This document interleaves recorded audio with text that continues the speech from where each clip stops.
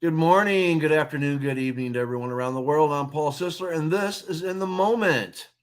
Today on Comedy and Controversy, we have our host, Jeremy Baker, and we have our special guest, Sarah Doneghy from Mixed Messages.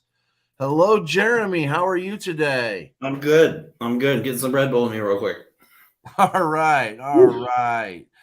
So, how's your week going?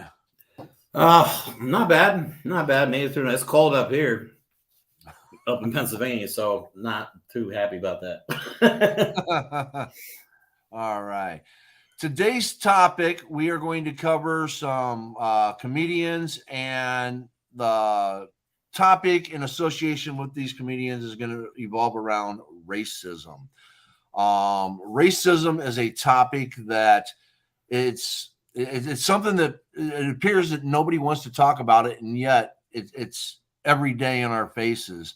And there's like a fear that comes with it. Nobody wants to be the first one to talk about it, Right. and it needs to be talked about, There and has to it needs be. to be addressed. You can't solve a problem without addressing it. So, I mean, there has to be some kind of open form of communication Exactly, to break down the and barriers that are between us. exactly. And what I find really, when you look back at a lot of these great comedians and even some present day comedians, racism is a topic that they even talk about. They Hmm. laugh and joke about it, but they're addressing the issues. And today we're going to go a little bit more into some of the serious aspects of what these comedians brought. And before we get into that, I would like to introduce everyone to Sarah Doneghy. Hello, Sarah. Hey, thank you for having me again, Paul. And it's nice to meet you, Jeremy. Nice to meet you. Yeah, Oh, thank you. it's an absolute pleasure. Our last show was awesome. It went almost 2.5 hours. I know. Um, yes, Are you yes. serious? Yeah, Yeah. it could have gone longer. I just had to pick up my son from daycare, but I was just like, If that, yeah, I'm gonna have to take like a stretch break or something. it was great. I mean, yes, I loved it. I'm down for whatever. Um, Let's go. All right, all right, all right. So Richard Pryor, he's the first gentleman that I'm going to talk about. He was born Richard Franklin Lennox Thomas Pryor. He was an American stand-up comedian and actor. He reached a broad audience with his trenchant observations and storytelling style, and he's widely regarded as one of the greatest and most influential stand-up comedians of all time. Just like our first comedian that we talked about, George Carlin. Again, just top of the line. Hmm. Pryor won an Emmy Award and 5 Grammys. He received the first Kennedy Center Mark Twain Prize for American Humor in 1998. He won the Writers Guild of America Award in 1974. He was listed as #1 on Comedy Central's list of all-time greatest stand-up comedians. In 2017, Rolling Stone ranked him first on its list of the 50 best stand-up comedians of all time. Some of Pryor's work includes concert films, Richard Pryor, Live and Smoking in 71, that N-Words Crazy in 74, Is This Something I Said in 75, Bicentennial N-Word in 76, Richard Pryor Live in Concert 79, and it just the list goes on. He was in Superman 3, and he worked with another great comedian, Gene Wilder, and he was in films such as Silver Streak, Stir Crazy, See No Evil, Hear No Evil, and That You. that was one of my favorite childhood movies. I don't know if that would be offensive today, but the movie, have you seen it, Sarah? Yes. the switch places or the switch. No, Oh no. no! Richard Oh yeah. Pryor plays a blind man, and Gene Wilder's character is deaf. Okay. And together they get somehow accused of a murder, and they have to work together to do all these things to try and solve the murder. And Oh I no! mean, if you watch the movie, it's not offensive. It's actually they do the characters very well, very respectful. You know what I mean? And it's hilarious. It really is Oh, I'm hilarious. not. But it was done back in the 80s. Yeah. You know what What I is mean? the 40 years one ago. where? What is the one where they switch places? Like, do you know what? Trading Places.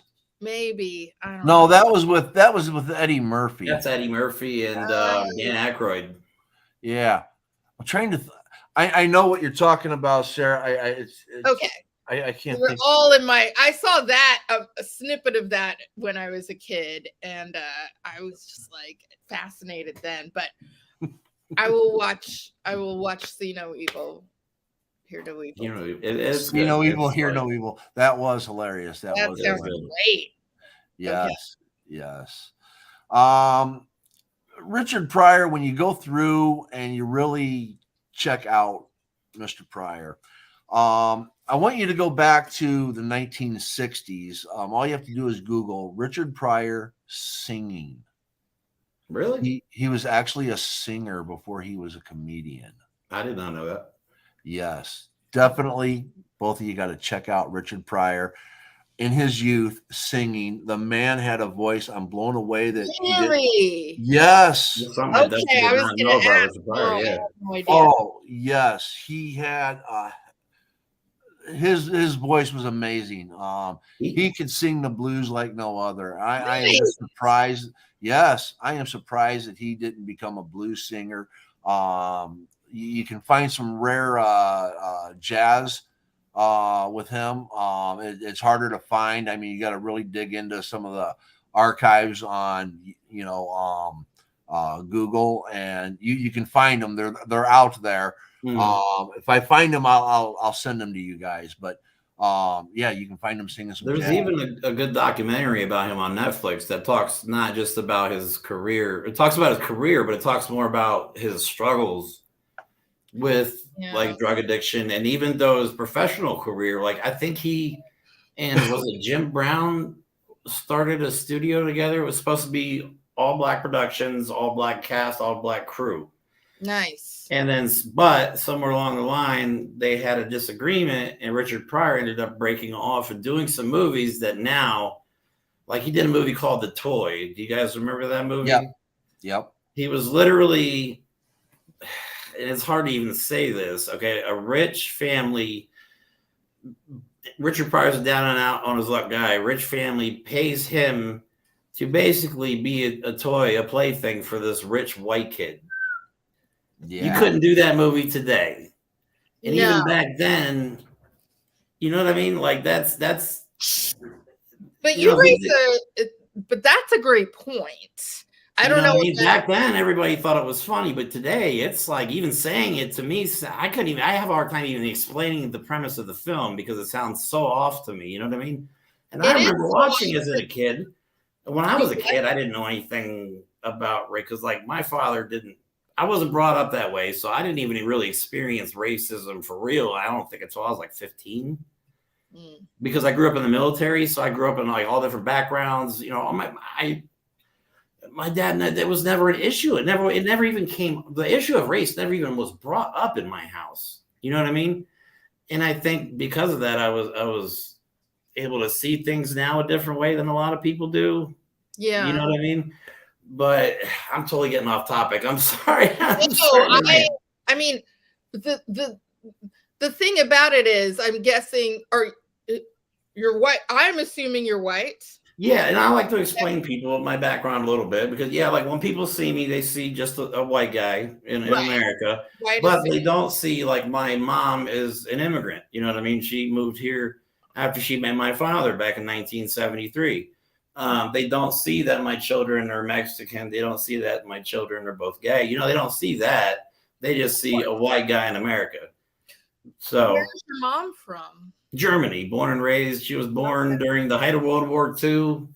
Was adopted by a nurse at a hospital and ended up being raised by her and her adopted father until she met my dad. And then after she met my dad, moved here 8 weeks later, and here I am. Well, I'm guessing. See, what's interesting, and thank you for divulging your kids are Mexican and gay. Well, I mean, I don't know. I don't like to throw that out there. I'm just trying to give people a perspective on when you don't see things from a race or whatever point of view. Life could be so much better. The people you can have relationships Yeah. They are so much better if you just open up to the possibility that everybody's okay. You know what I mean? Like it's that to me, the issue of racism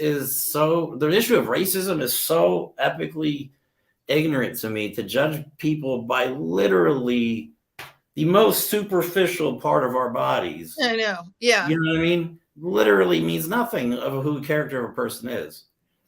But it's True. still so prevalent in our society today. Big time.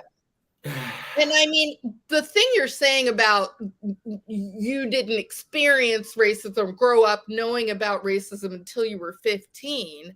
Growing up in the military, the schools you went to were all military. So like, it was just a huge mix of different people. We played together. We played sports together. We hung out together. Nobody ever said, don't play with that person because of who they are, like that never happened to me. You know what I mean? So I got to experience relationships with.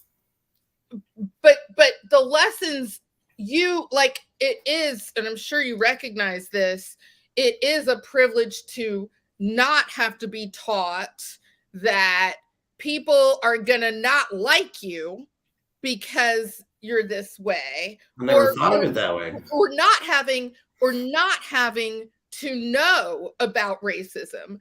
And what is interesting, and I'm sure, I don't know how your kids are assumed, but if they are brown, or even since they're Mexican, you are going to have to at some point, or now, well, that you said they're 18 and 20. Yeah, right? They're older now. So they know that people have these biases against them because they're gay, because they're Mexican. They're like, people assume that they're illegal.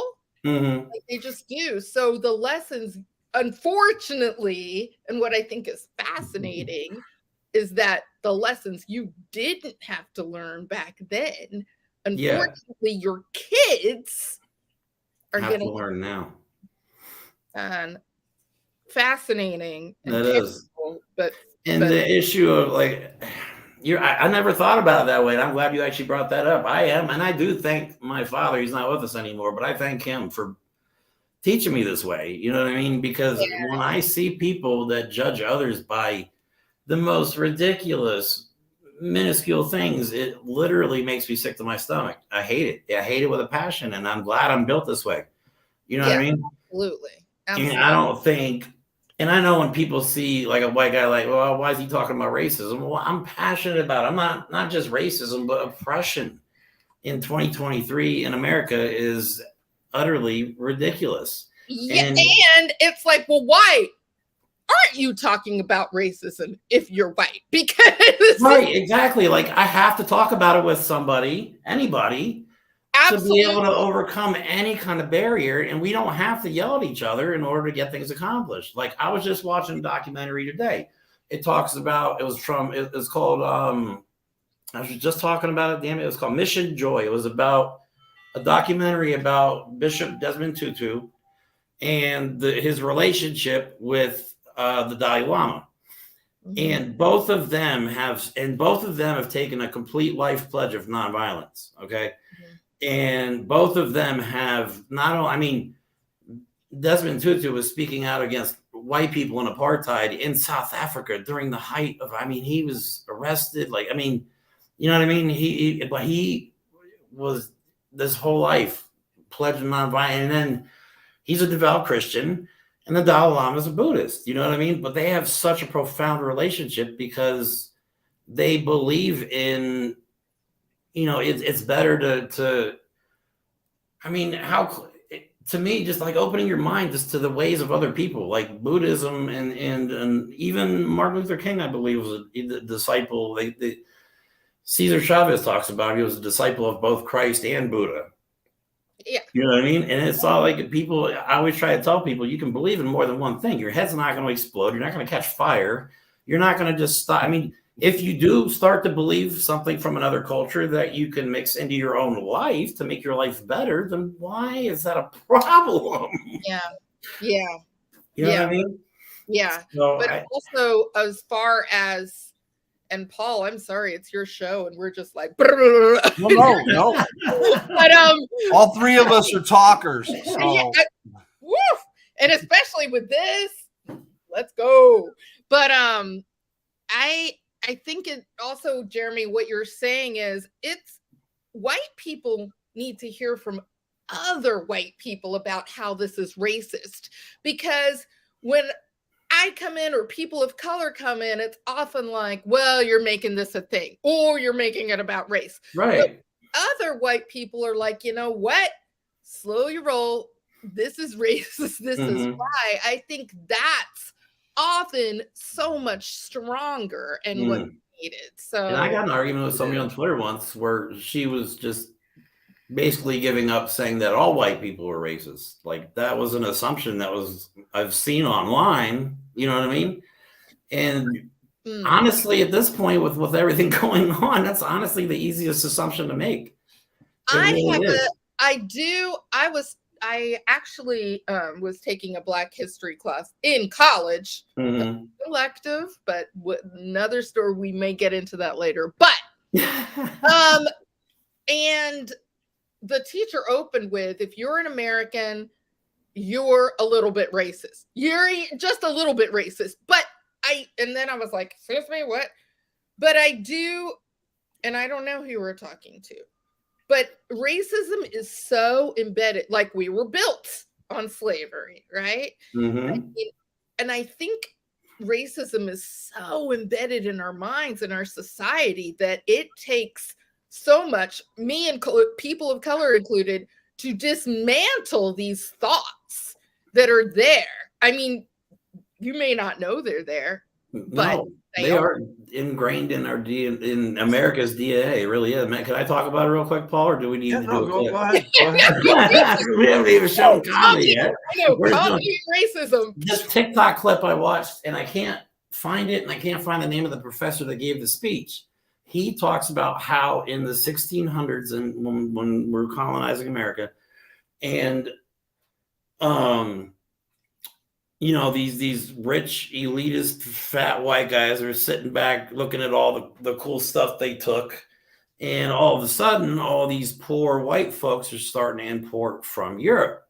Well, they figure out really quick, between the enslaved African Americans and the poor whites that were coming over, that they were really, really outnumbered. And they decided to create like a false, and if anybody thinks this is crazy enough to be real, look at what's happening today. They create a false narrative where, hey, us rich whites will take care of you poor whites, but we need to stick together. Yeah, that's very familiar. Right? And if you think that's not possible, I think I talked about this last week, subtract 400 years of technology, education, and science from the equation, and look at how ignorant people are now. Subtract all that knowledge that we have out of that equation, I guarantee. And they kept this narrative going to protect their rich personal asses, because the you know, numbers don't lie. We outnumber the rich. And that's why I still think to this day, race versus race is not the right fight in this country. There's economic oppression going on in this country. It needs to be rich versus poor. We need to be fighting for stuff like healthcare we shouldn't be paying for to begin with. You know, there's other things, that taxes and stuff they're supposed to go to. If the rich decide to ever pay their fair share of taxes, the amount of programs we could create would be beyond anything we've ever accomplished before, if the rich pay their taxes. Yeah, see, if we address racism like it's supposed to be addressed, we would actually get to the core of where it stems from. Okay. And the reason why we have it is capitalism. Okay. And the reason why I bring this up is one of the clips I have is from Richard Pryor in 1977. So let me get this. Let me get this up. Yeah.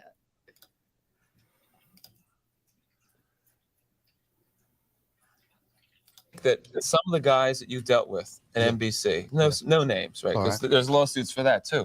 That some of these guys really want to promote racism actively, or is it a subconscious? I just think it's part of capitalism, is to promote racism, right?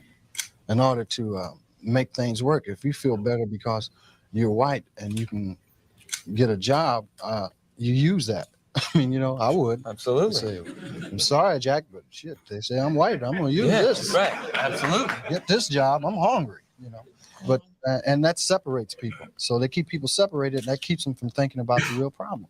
That's as simple as I see it. Probably is not that simple, but Now, all right, you and I are about the same age, right? We're in our mid-30s. How long is it going to take before guys who think like you, and I say guys who think like me, people who don't want to have racism in the country, people who don't want to be oppressing any minority, whatever it is, sexual, whatever minority, really get into positions of power and can change things? you can't get in a position of power, it seems, if you think like that.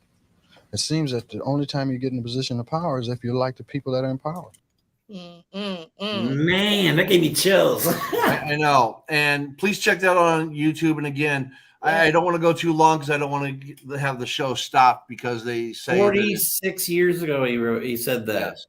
Yes. So I want you to think about this. People always talk about this, like times really haven't changed as much as we think they have. Right. And see, and I address this obviously in my book, okay? The red herring effect. It's another red herring. I want you to think about this. If the people that are in political power can keep us divided, and they use racism, they use misogyny, they use bigotry, they use xenophobia, they use rich, poor, they use age, they use whatever it is they can, they use religion, they use whatever tools they have in their toolbox to keep us fighting on things. So that the money can keep rolling in. It's not about doing what's right. It's about doing what we can do to make money when you're up on top. That's what these politicians do. All of this could have been handled 200 years ago. It all could have been handled 200 years ago. And we've had political power to change the scope of where we're going. Even in the mid 1800s, Frederick Bastiat in the book The Law talks about the things that, America being this new great country, but the things that are going to hold it back is tariffs and slavery. Okay. We still have slavery today. People don't realize that. We have a prison system. Okay. Yeah. That's based on race. Did you know also, this is another thing I just found out about prison systems.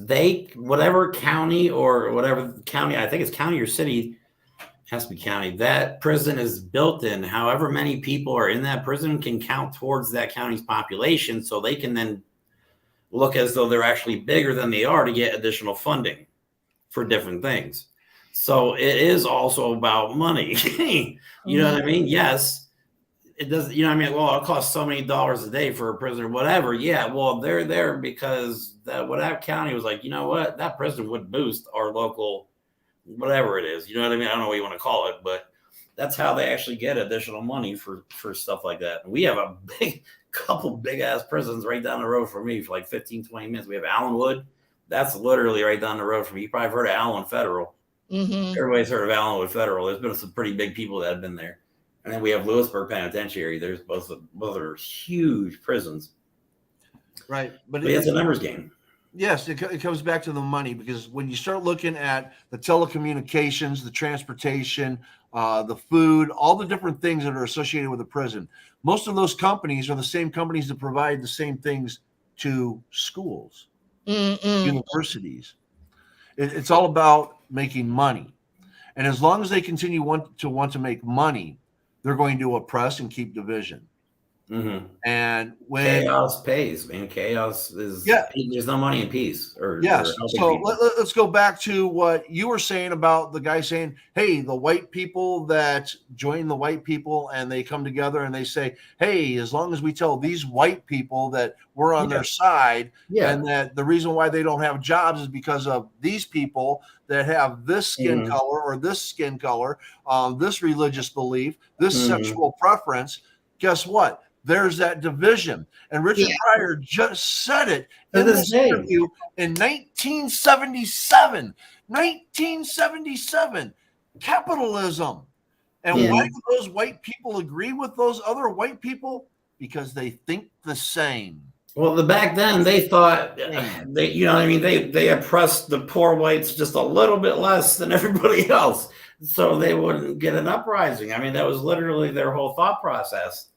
And to think, though, to me, it angers me to the core. When I saw that video, it really made me mad to think that all this hate and all this oppression, like people don't even know why they hate anymore. You know what I mean? They just hate. Mm-hmm. They were like that's what I wanted to say earlier about that, Sarah. Is like I think at the same time when I grew up in my life and my household, there was no racism. You got to keep in mind, like, and I believe racism is absolute the most horrible thing. Like I just can't stand it. But at the same time, there's other people right now that are being taught from birth to hate people because of religion and color and where they're from. And it's stupid. Like people got to start looking. Like I believe in, and I say it all the time, and I hate to be preachy, but I always say one nation, one people. Like we're Americans, one nation, one people. You know what I mean? The biggest strength we have in this country is the diversity of the people. You know what I mean? It's literally the greatest strength we have. And people treat it like it's a disability. And I'm like, you got to get like, stop. But how do you get through to people like that? That is the hard part. Somebody who's been hating their whole life, how do you get through to somebody like that? Well, and especially when they don't believe they're racist. And that's even the worst. Well, but that's usually the case. Like, are you in Kentucky? Me? Hell no. Oh, I mean, no, I'm in Pennsylvania. I thought you said something about the, and I detect an accent, so that's why. Me? Yeah, maybe because we're all around. Where are you from? I'm from West Virginia. So, oh shit! Okay. Yeah, okay. So what? But that's, and I mean, yeah, yes, there was a lot of racism there, but I think people who have been raised racist and racist often don't believe they're racist, especially when they're nice to a person of color or neighbors to a person of color or their face in it.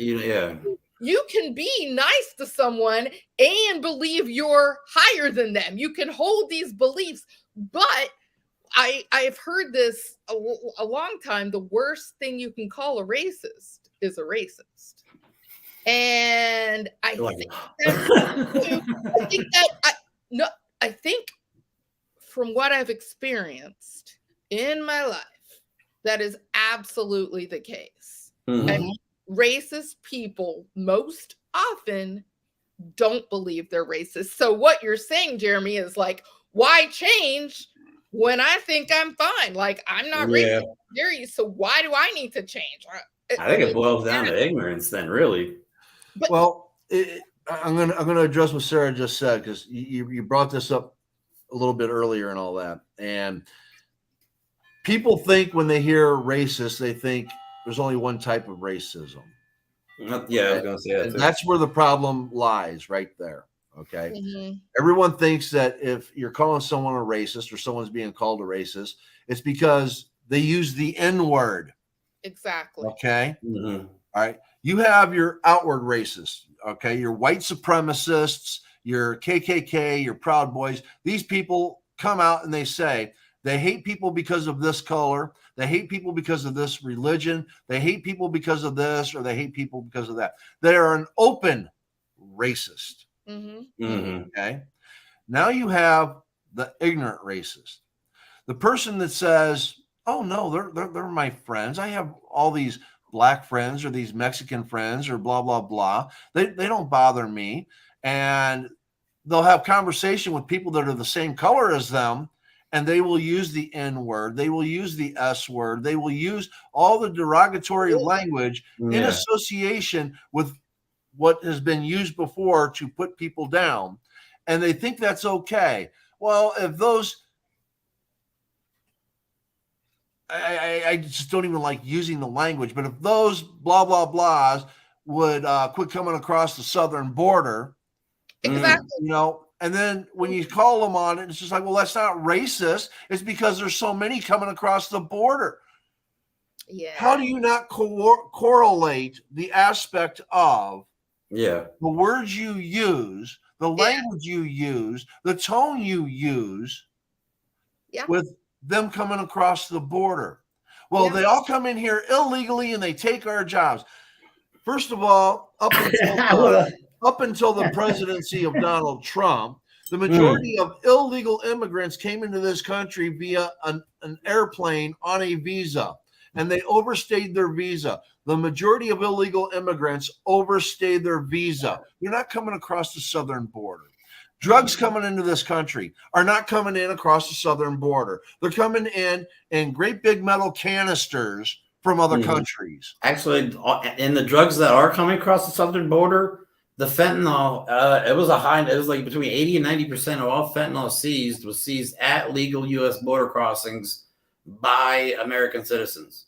They're not being smuggled in on migrant routes. It's bullshit. They're feeding you a line of bullshit to scare you into hating somebody for no fucking reason. Excuse my language. Yeah. But this is where it all stems, is that these are people that are racists because they're writing the laws, they're making the rules, and they're saying who's doing what, and that's promoting it. And yet, because they don't use the N word or the S word or the G word or any of these other language that goes along with it, well, I'm not racist, but you're writing the laws directed at a race particularly. Well, how is that not racism? And I will say, I'm mixed race, black and white, grew up in West Virginia. They don't care what percentage I am. I'm black. And I had friends use that word around me, and I don't mean you. And that's awful. Well, but I can play with my white friends sometimes, but they're not allowed to date black guys or brown guys or whatever. And I'm just like, what? But I will say, a few years ago, back in 2017, I had two friends that I thought were friends. They were friends, right? Yeah. This guy named Tony and this woman named Dee, and I don't care about naming them because, but so we were watching the eclipse, and this woman, Dee, was complaining about someone she worked with, and she said, he's a N-word. Oh, God. And I'm like, I mean, what? And I was like, did you just say that?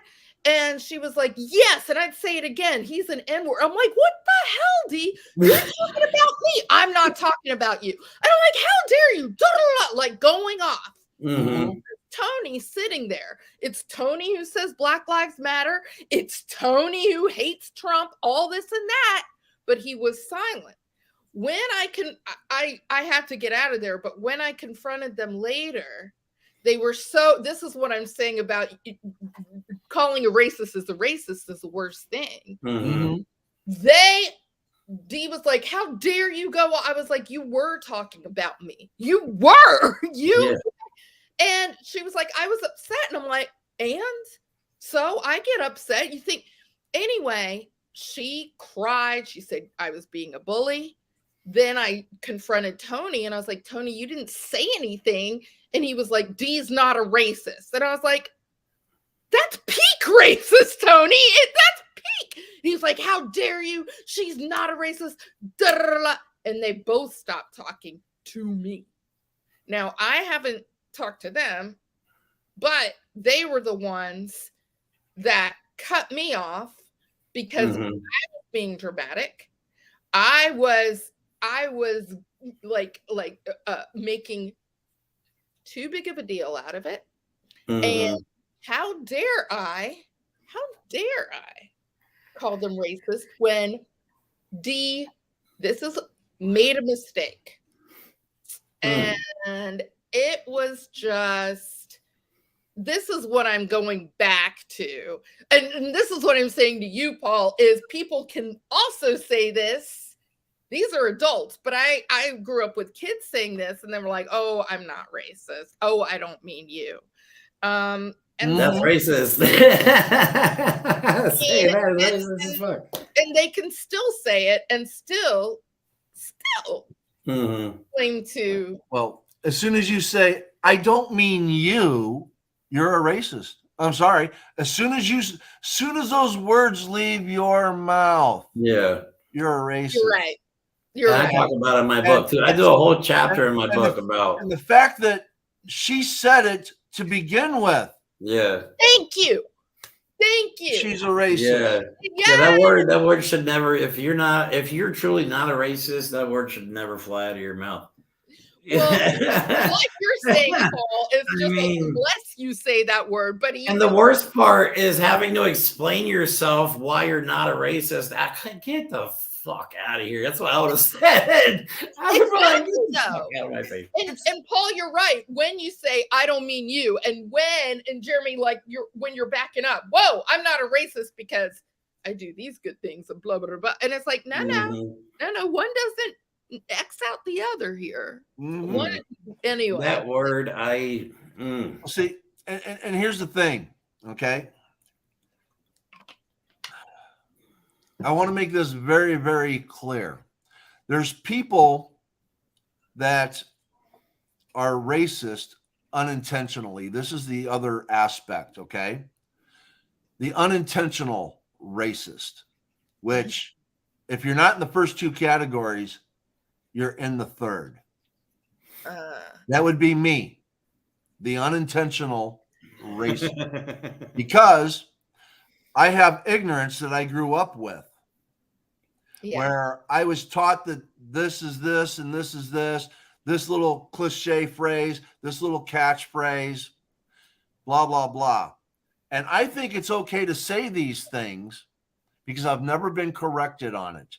I've never been told, Paul, what you just said is racist. Whoa. Yeah. Explain. Okay. Yeah.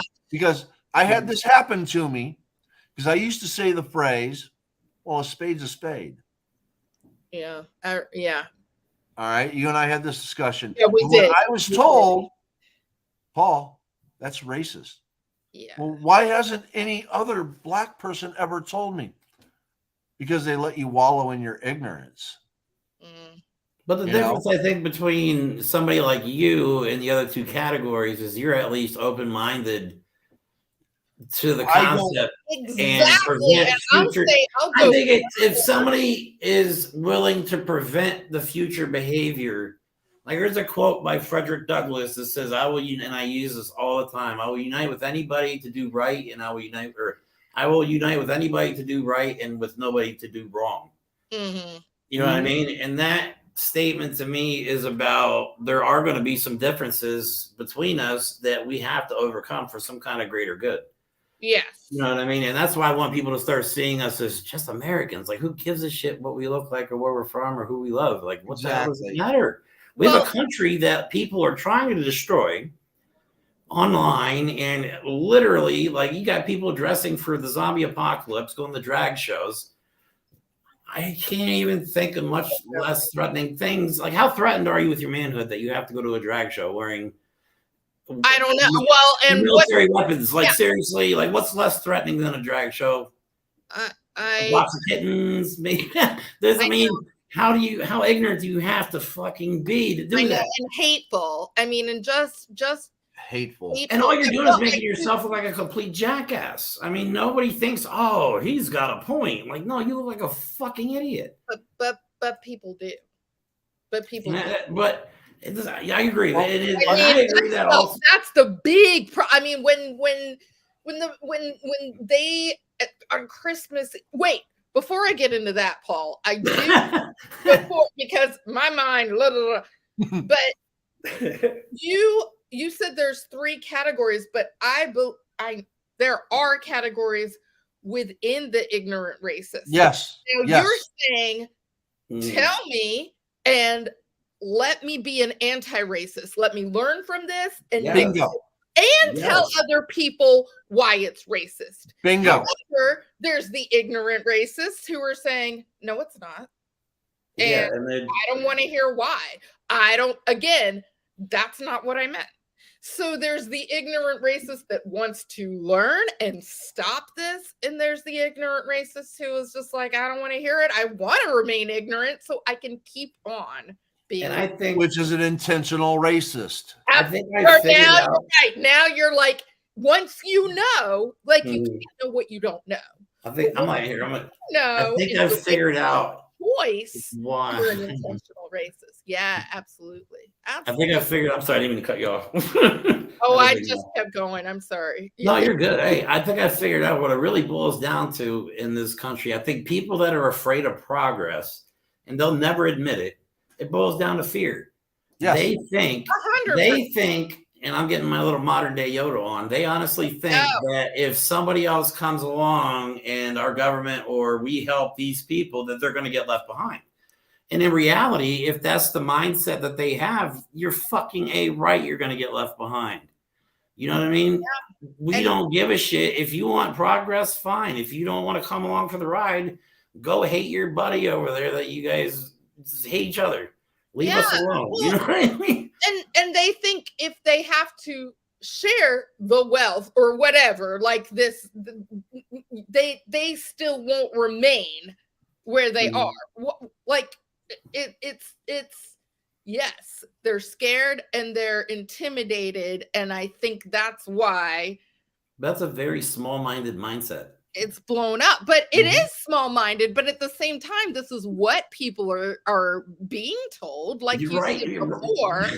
And also, I mean, there's this whole woke controversy, and if you want to put someone down, oh, they're woke, it's woke thinking, and it's just like, and it's just like, it's pretty much common knowledge. Well, so for anybody that's watching, the textbook I googled, I think it's the Wikipedia definition of woke is to be aware of social injustices. Yeah. And it's been so basically, if you're saying I'm anti-woke, you're basically saying I'm just fucking ignorant. I'm going to stay that way. That's all you're saying. Yeah, except they don't. and woke has been around forever. And also, I'm kind of done with that. But I've been saying stay woke, get woke since I was a kid. But the whole thing in Florida about the anti-woke legislation, like, my Lord, seriously. Here's the thing, though. Here's the thing. Okay, DeSantis is woke. Abbott is woke. Trump is woke. Yeah, they just don't want to admit it. Exactly. They're very aware of it because they're causing a shit. They know that there's injustices, and they perpetrate the injustices. They profit from it. They profit from it. Correct. Okay. That's why I tell everybody we're the rich people's They puppets. get elected from it. Right. They tell now, us, yeah. I want to go like back. the people that are in office right now. Oh dear God, help us! I want to go back. We're definitely not going to be able to hit all of our comedians. I know. I just look down too. I'm That's like, okay. That's okay, because we can always do another show. So if Sarah's up for it next week or the week after or whenever, we will do another show. Okay. I am going to go to Veer Das. Honestly, it's the first time I've been able to openly talk about with people like like-minded people about like this, being vocal about how I feel about racism in America as a white person. You know what I mean? Yeah. And Jeremy, this is how Paul and I stayed on for 2.5 hours. Yes. Okay. Now I'm going to go to Veer Das, because this comes back to what we were just saying, and this is why this plays into it. Okay. Veer Das, born in 1979. He's an Indian comedian, actor, musician. After beginning a career in stand-up comedy, Das moved to Hindi cinema, starring in films like Badmaas Company, Delhi Belly, Go Goa Gone, so on. And if I'm mispronouncing these words, I apologize. It's not intentional. Das has performed in approximately 35 plays, over 100 stand-up comedy shows, 18 films, 8 TV shows, and 6 comedy specials. He has written comedic columns for Femina, Maxim, Erotica, DNA, and Tahelka. In 2019, he made his debut in America television with his television series, Whiskey Cavalier. Okay. Believe it or not, he gets death threats when he does jokes. I guess apparently in India they don't like you telling jokes, or I forget if it's, but no, he's controversial over there. Really much. He's got a lot of following over here, but he gets a lot of shit for that stuff over there. So I'm going to play a quick segment with him. Okay. Okay, let me see here. I love this guy. All right.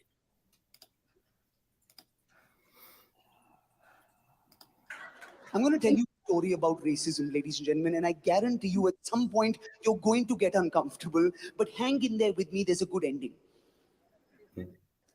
So I was surfing in the south of India, a couple of different nationalities, me, a couple of Brits, a couple of Aussies, black guy named Marcus. As Marcus is holding his surfboard, walking down to the beach, he's stopped by a Tamil villager who says, stop, stop, stop, stop, stop. You black, blackie. Now hang on. And then goes to his house, wakes up two sleeping children from their afternoon nap as they rub their eyes and says, see, he black, blackie. Now I submit to you that is not racism on two counts, ladies and gentlemen. Number one, there is no malice in that man's heart. There is fascination, there is curiosity. And number two, this happened in Tamil Nadu. Okay. Now, the reason why I wanted to bring this up, because as I was mentioning the different groups of racists, okay, there is an ignorance where there's no malice. Mm-hmm. And I used to say a spade is a spade. I never had malice with it. Mm-hmm. Okay. So I wasn't being a racist when I said it, even though what I said was racist. My intent was not malicious. I thought I was saying something innocently. Right. When it was pointed out, I was then educated.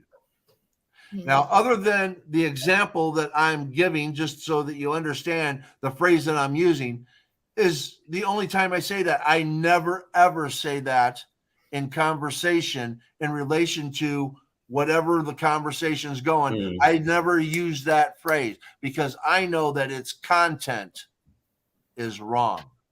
I think the reason I like how he explains, like, because if you would have taken that clip, like if that would have happened in America, somebody run up and would have said, oh, look, you know what I mean? Like, and pretended like they were all like fascinated with you. Like in different cultures, they don't see, there's prejudice in every culture, whether it's religious or you're the country next door or you're whatever, you know what I mean? But in other cultures, they don't necessarily see color. They don't really see racism the same way we do in America. That's why when he was saying this isn't racist, because of where it happened, the context is very important. Did you go the further context in the of clip where they were, and the fact that person that said that probably never ever saw a black person before. Right. You know what I mean? And they were just fascinated by seeing something they've never seen before. Not they weren't being. Right. He explained that further in the clip. First of all, in the village that they were in, the people there were blacker than what he was. Okay. And they had never basically seen a black man. And for them, it was just like curiosity. Oh my God. Hi, who are you? Please tell us about you. And this comes down to wanting to know and understand other people's cultures. Okay. That's why it's so important. Exactly. Now in the United States, somebody doing that, trust me, no fight. The intent is going to be a lot different. And if there's actual true innocence in it, it's not going to be taken that way. Yeah, definitely not.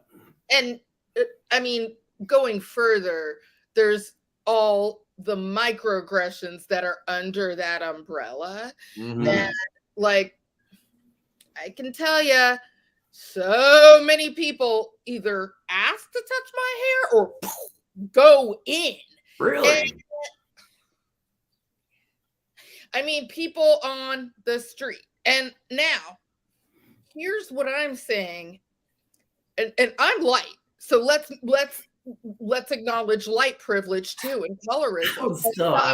I'm telling you, because look, me slapping someone off maybe okay, but I'm telling you, No, The darker people are, the more threatening they are seen.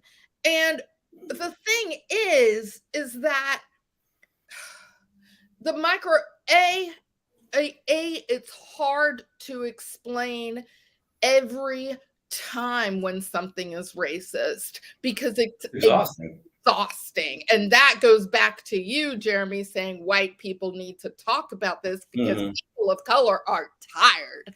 But the other thing is this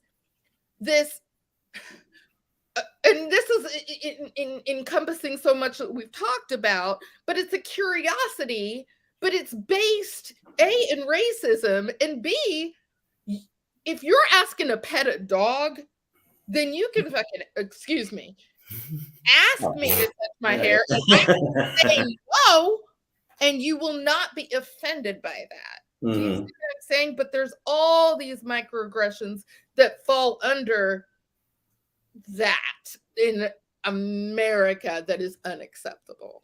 Right. And I believe that maybe this. That's why I wrote my book. I got tired of all the hate. It was right after Trump had gotten out of office when I had the idea. And I honestly believe like unity is the key to everything, like uniting the people of America. And obviously there are going to be people that don't want to unite, which sounds insane to say out loud. Yeah.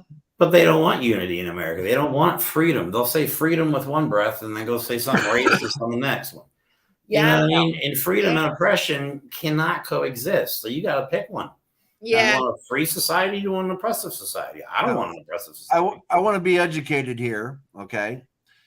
I have heard Black people, especially Black women, get upset about people wanting to touch their hair. Now, my question isn't to you on why don't you let them. My question is, why do they want to? Because I don't comprehend the desire to want to touch somebody's hair. What? Stranger, I don't, because it's so different. It's not a fucking petting zoo. Like, Jesus Christ, you don't just call on it's the other ring. And it's, look, I get asked, what are you? All the time. All the time. See, I would slap somebody. Where are you from? What's your, and they have to know. They have to know. Like, I must know this. Why? I have never had the urge or the privilege or I mean to just go in on someone's hair. I'm talking people asking, I don't know you, and go in. Yeah, but why would you do that to a white person? Well, just run up and grab. No, I'm not you. I'm not saying you. I'm saying would that white person go up and just grab another white person's hair? That's ignorant. but and when I have said no, you can't. Yeah, I'm being rude. No, I like your hair. That's what I want to touch it. No, I'm giving you a compliment. And it's just like, Paul, so in answer to your question, I think it's the othering and oh my God, and the assumption that this is okay. And I am not doing anything wrong. Because I've also noticed it with a lot of Asian women who have very long black hair that people will want to go up and touch their hair. And it's like, I don't comprehend the need, the want, the desire to go up and touch somebody else's hair. Well, I don't get it. I don't comprehend it. You know, I think especially somebody you don't know. Like if it was maybe a dear personal friend. Even then, though, it's just like, oh my God, it's based in racism and it's based in it's based in you are thinking of me as an object at this point. Okay. You are not asking again. I guarantee these people ask to pet other people's dogs. You know what I'm saying? Like it's and then, and they're not even asking. They're not even asking you. Jesus. The only comparison I can make is there's been times where I shave my head. Okay. I mean, I literally razor, take it all the way down. And when I do that, people want to touch my bald head. But now I don't consider it the same thing. The reason why I don't consider it the same thing is because my bald head is to see how smooth is it. And to me, there's a difference. But I have been asked, can I touch your head because it's, so smooth, Yeah. But Yeah.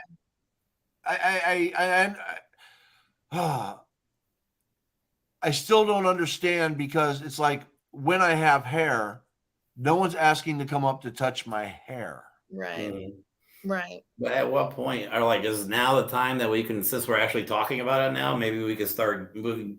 We got to get people past these. Everyone talks about it. Like there's a song, don't touch my hair. It's Solange. Like, oh, no. I mean, just like, not just that, but you know what I mean? People have to understand that what they're doing is wrong at some point. Like they have to be educated somehow. Look, it's like I have never gone up to someone and asked if I could touch their breasts. Never. I mean, Yeah, and right. it's the same kind of, it's just like this is a part of me that you are absolutely saying to yourself for reasons that you probably don't consider objectifying me or making me you're saying it's okay. I see it more as, can I come up and pick your nose? Well, that I may allow. I don't want anybody touching me for any reason. Like, why would you assume that somebody just wants you to be like? Why would you assume that's okay? Why would you be like? And then why would you be upset that the reaction is like, get the fuck away from me? You know what I mean? Like, it is. Oh, you're being sensitive. No, I'm not. You're being. The analogy that I'm making, the analogy I'm trying to make is if somebody came up and said, "Can I pick your nose?" Yeah. Okay. Yeah. Can I stick my finger in your ear? Yeah. Yeah. Okay. I would be like, I'd be curious. Touch your butthole? I mean, it's like, what is it? Can I stick my fingers in your armpit? It's like, what is the need and the desire to touch another human being in any way, shape, or form? Man, we gotta get Bryce an alarm clock. Well, and I will say that not too long or a while ago, a lot. I did let people, or if they were, I was like, okay, and it was all. Oh, I didn't expect it to feel like. Oh, it's not.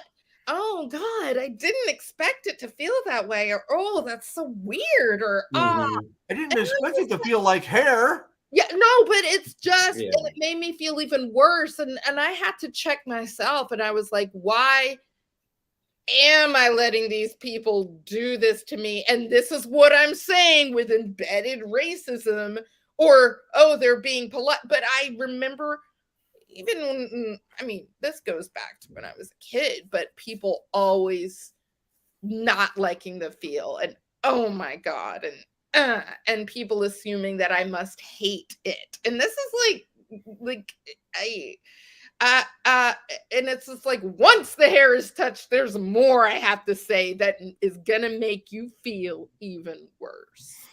And that's been my experience. Who is Bryce? Hello, Bryce. He's a boy. He's our homie from Twitter. Yeah, I got kicked off of Twitter for not breaking any fucking. Bryce is Stoic Bryce. He runs a Stoic show on Saturdays. Before I came on here, I was actually in his Stoic space. So check out @Stoic Bryce on Twitter. Excellent show. It's about Stoicism. Things again that we're dealing with now was dealt with like 1,000, 2,000 years ago, and we're still dealing with it now. And of course, there's more things that we're dealing with now, but a lot of things that have been issues in how humans do things are still issues today. And it's like, how do we get through to people to get them to a new way of thinking? How do we wisen people up and make them more compassionate and more loving and more caring and more respectful of our fellow human beings? I'm glad you said that, because that's like been the hard part of my book, is getting people just to read it. But talking about empathy and acceptance and learning to open up to other cultures and just, all that stuff's important. But how does somebody like me, a self-proclaimed nobody, get to speak to other people? I'm glad we have online media now and different ways of doing that. And that's what I use TikTok for. That's what I did use Twitter for until I get kicked off. This is how we do it, Jeremy. This is how we do it. We have the conversation, whether Right. it's here, whether it's in spaces, whether it's out in our front yard with the neighbor that just said something that they shouldn't have said. That's where we do it. We're in Walmart and somebody's in line is being disrespectful to somebody. We speak up for them. We talk about it. We bring it up. Okay. I feel like we have hopefully reached a starting point for something new. Because I was telling you about that. I'm sorry, I didn't mean to cut you off. People of color have been talking about it for decades. People of sexual orientation have been talking about it for decades. People of religious beliefs have been talking about it for decades. Putting other people down, disrespecting people. We need to confront those that are the oppressors, the abusers, the people that are just hateful and spiteful for whatever reason it is. They decide that they want to be hateful and spiteful in life. We need to call it out. Yeah. And the people that need to do that need to call it out aren't calling it out. Okay, they're standing there and they're watching and they're letting it happen. We have to speak up. And I understand, I think, why people don't get involved, because it is messy. Like, you get a lot of ignorance, especially when you attack ignorance, you actually get more of it back, which I think is so funny. You know what I mean? Like on TikTok, I get so many people that get angry with the stuff I say, but I never say anything hateful, disrespectful. I call it like I see it. You know what I mean? If I think Trump is an idiot, I'm going to say Trump is an idiot. You know what I mean? And if you don't, or if just if I show you facts and you're just going to argue with me just People to argue. want facts. People, you know what I mean? And like today, we live in a day and age where people get angry with the truth. They believe fiction and get upset with the freaking truth. It doesn't make any sense. My head's going to explode one of these days thinking about this. Because any information that agrees with me and my belief system and how I want to feel about myself and how everybody else should be, I agree with that. But I want everyone to have love and joy. Only if they think the way I do, they look the way I do, and they believe the way I do. And everyone else can go to hell. And if you hold any kind of other belief, I don't want to hear it. I don't like to talk race. I don't like to talk politics. I don't like, and it's just like. Well, I talk about this with like I use homophobia as an example. Like it's not like if you meet a gay person and you rub up against them, all of a sudden, it's some of it like that's, you know what I mean. But people are making these fears that are not fears. Like homophobia is not a fear. You're not afraid of gay people. Like I've never seen anybody run screaming because they all of a sudden saw a gay person. Like, you know what I mean? A phobia is a fear, an actual fear. But we're being told and programmed, and people still believe the bullshit that we're supposed to hate each other for this reason, this reason, this reason. Oh, we should hate Mexicans because they came over the border illegally. For Christ's sake, I'm tired of hearing that one. And you know what I mean? Oh, we should hate them because they pray to this God, or we can't, you know what I mean? Like, you can get along with everybody. Like I get it wrong. My beliefs are not your beliefs. They're my beliefs. They make me happy. I'm not going to weaponize my beliefs and put them on you. And then all of a sudden you think, you know what I mean? And then I get offended when you don't think the way I do. I'm like, God, you people got to stop thinking like that. It's just, it's not how it works. I want to point something out here, okay? Here we are, very different people, having a conversation and not name calling. I want you to really think about that, okay? All right. I am pansexual. Asshole. Oh, sorry. I never playing a game. am an atheist. Yeah. Okay. I have ancestry from 5 of the 7 continents: Africa, South America, North America, Europe, and Asia. Okay. I have a multitude of different beliefs. Okay. And here we are. I guarantee you that you do not have all the same beliefs that I do, Jeremy. I can believe that you don't have all the same beliefs I do, Sarah. And yet, here we are having a conversation, trying to reach a common goal to end stereotypical bullshit. Yeah. And yet, it continues on. It continues on. But maybe we could be the proof that there is possible to have an actual intelligent conversation without name calling and shouting. Yeah. You know what I mean? Because I believe that gets nowhere. I mean, all that hate just brings more hate. You know what I mean? You can't. There's a. Bryce just described it perfectly. Weaponized beliefs is a good way to describe it. Yes. Was it Martin Luther King that said you can't defeat hate with hate? I can't remember if that's his quote or something like that, but you can't. You know what I mean? There's got to be a point where we start to love one another. Well, with that, I'm going to bring in, before we close out, because we have hit that hour. And I knew once you were here, Sarah, you would make it past the 10 minutes with no problem. Like, who was I kidding? Now I see the problem here. We have to, we're going to do this again. Okay. I'm going to bring in, I just had a show yesterday called The Vellum. And I had a show on Wednesday called The Flow. And one of my special guests that we had was Diana Bishop. And she said, and I don't know where she got it from, but I love this. Imagine if love was currency. If we replaced all of the currency with love. Love is the currency. And everybody just simply did everything out of love. Mm-hmm. Imagine how wonderful this world would be. Yeah. Dude, the hippies had it right back in the 60s.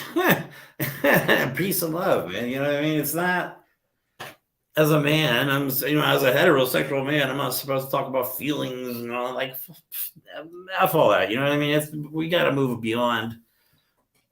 I think holy feelings, and I've learned in my experience, because I've been through so much in my life. And I had a lot of anger inside, and it was mostly towards myself. And I realized that, like, holding feelings in are toxic, especially bad feelings. You know what I mean? Yep. If you not understand something, or you gotta be open to discussion. You can't just lash out at people if they're genuinely curious about something. Yeah. Yeah. You know what I mean? Like, if somebody came up and asked you a question about your heritage, but they're genuinely curious about it, would it still be? Let me rephrase that. I don't want to ask it like that, but there's got to be. Well, I guess just like he said, we're all three of us have completely different backgrounds, different beliefs, but none of that has really come into play because we're all talking about the same thing, trying to figure out a way to get over all this stuff. You know what I mean?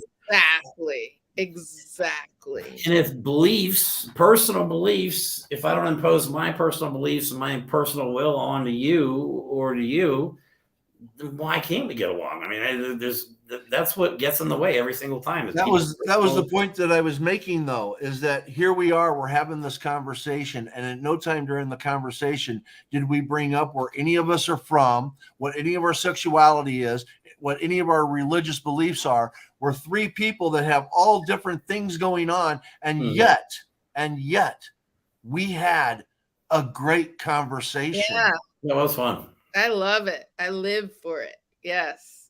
Yeah. Yeah.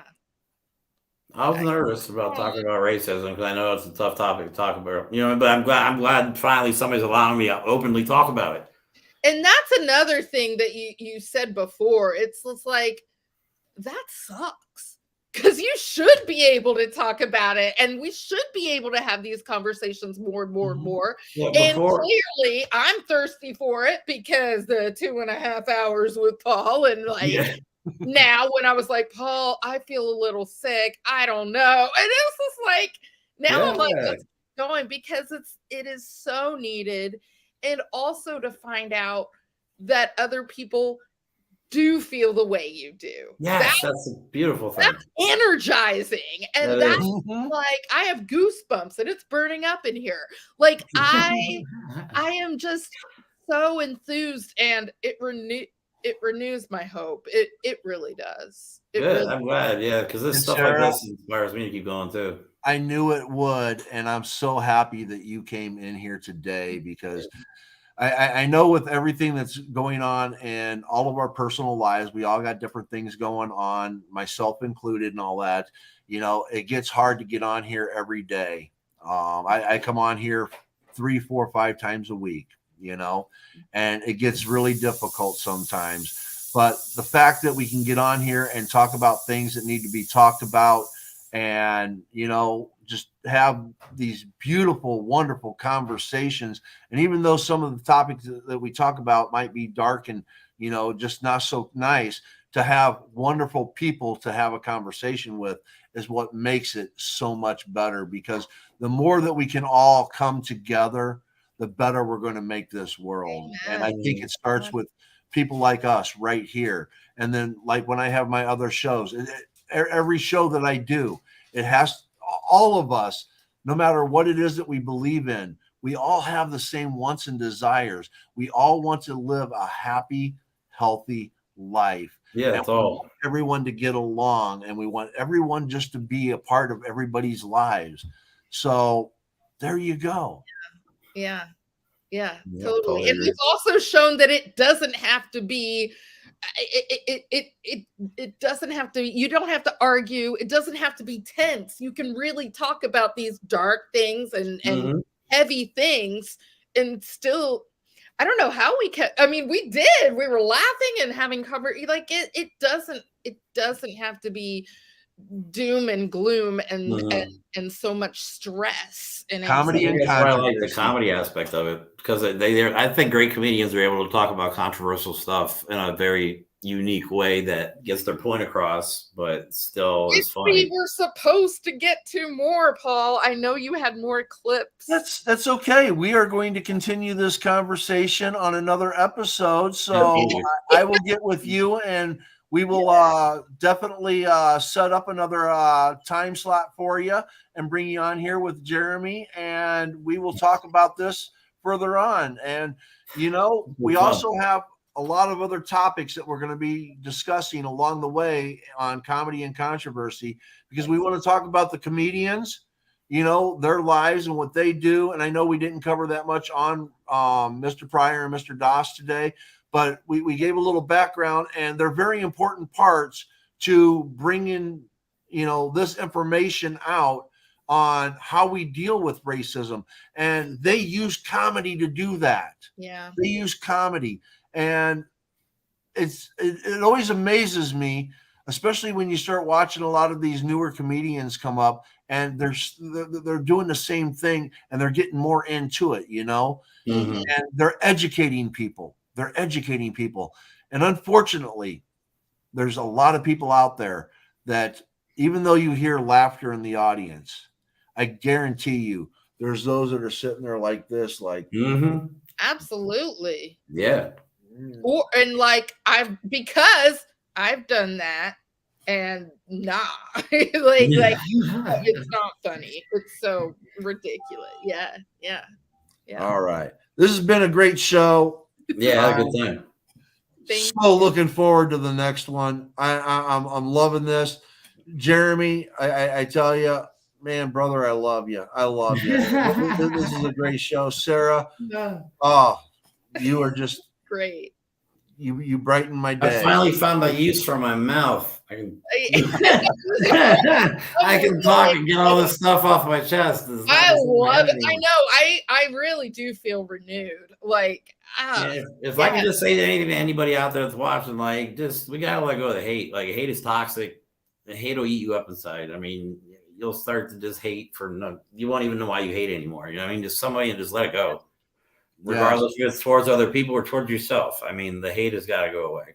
Yeah. And thank you, Bryce and Lady Mom, for the comments. We appreciate that. Appreciate it. Lady Mom, thank you. This was great. I appreciate that. Thank you. Thank you. Thank you. Love the name Lady Mom, by the way. Yes. All right, everybody. Remember, Be kind, be happy, Mhm. and may good things come your way.